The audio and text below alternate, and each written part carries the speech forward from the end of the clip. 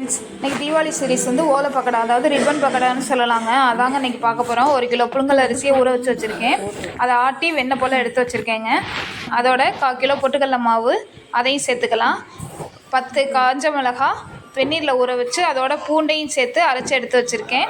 அதையும் இதில் கலந்துக்கிட்டேன். பத்தாததுக்கு நான் வந்து மிளகாத்தூள் கொஞ்சம் உப்பு சேர்த்து நல்லா பிணைஞ்சு வச்சுருக்கேங்க.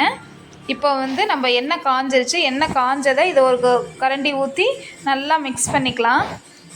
நல்லா கலந்து விட்டுட்டு இப்போ வந்து உரலில் போட்டு நம்ம வந்து அப்படியே டைரெக்டாக புழிஞ்சிக்க போகிறோங்க. பாருங்கள், நல்லா பொங்கி வருது.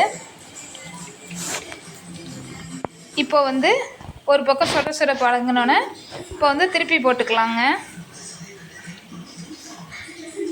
பாருங்கள், நல்லா தட்டு தட்டாக வந்திருக்கு. இப்போது சுட அடங்கினதும் எடுத்துக்கலாங்க. அவ்வளோதாங்க, ரிப்பன் பக்கோடா ரெடி.